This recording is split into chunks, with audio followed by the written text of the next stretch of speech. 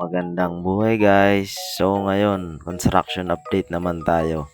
So ngayon magbubuhos kami ng hagdan papuntang rooftop ng bali third floor ng bahay na to.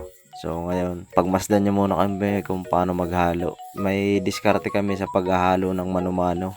So inuuna na muna namin yung graba at isusunod naman namin sa layer ng graba ay yung semento. Yan, ilalagay namin yan. Pa-flat namin yung semento na matakpan ng konti yung graba at pasusundan na namin yan ng buhangin. So, albaysan pala yung ginagamit namin dyan. So, kasi kalimitan sa mga naghahalo ng pangbuhos ay inuuna muna nila yung semento at buhangin. Hinahalo muna nila.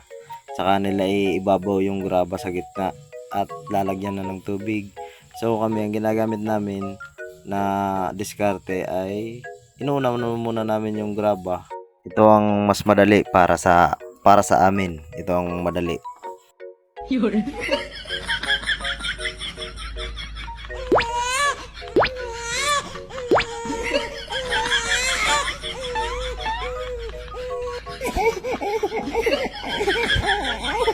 Yun. Kung nagtataka kayo kung saan namin kinukuha yung semento at buhangin, dito ipapakita ko. Bali, gumagamit pala kami dito ng sinasabing moton. So, minumuton lang namin yan. May dalawa dun sa baba na naghihila ng semento at ng materialis na kailangan namin sa taas. Yan. At yun, kinukuha namin yun ni Kuya Bong. Tiyaga lang muna kami dito kasi may harang pa yung hagdan papuntang second floor eh. May harang pa ng mga scaffolding namin na para sa hagdan papunta ng rooftop. So ngayon, tiyaga muna kami dito sa moton. At after 3 days, aalisan naman namin ng konti lang ng scaffolding para makadaan na yung mga tao namin para makataas ng mga materyales. So, di namin aalisin lahat ng scaffolding kasi suporta pa yan. Bali, curing time namin yan 2 weeks bago namin baklasin lahat. So, pagkalagay namin ng buhangin, nilagyan na namin ng tubig. So, bali, naghalo pala kami ng 3 bag lang muna. Kasi itetesting namin kung ilang step yung 3 bag, kung saan naabot ng step. So, ayun. Pag kalagay naman ng tubig, ibababad lang yan. Ibababad nyo lang muna para mas manuot. Para nuot yung tubig dun sa nilagay naming semento at buhangin. So, ngayon, hinahalo na namin. So, mas madali to kaysa maghahalo muna ng buhangin at semento. So, mas madali to kasi isang haluan lang.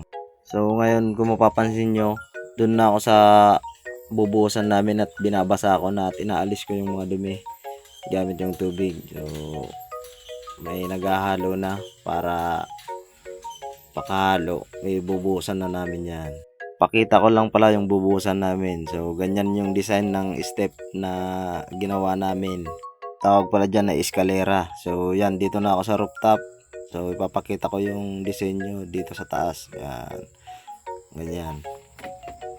Bali, napakataas pala nito kaya nalula ako, bumaba na ako ulit. Kung mapapansin nyo rin, di namin yan tinipid sa bakal. Kargadong bakal yan para safe naman yung may-ari ng bahay. So ayun, nagbubuhos na kami. So dapat malapot lang dapat yung halo. So kami, nasobrahan namin sa tubig kaya sabi ko, nako, dapat malapot lang yung halo.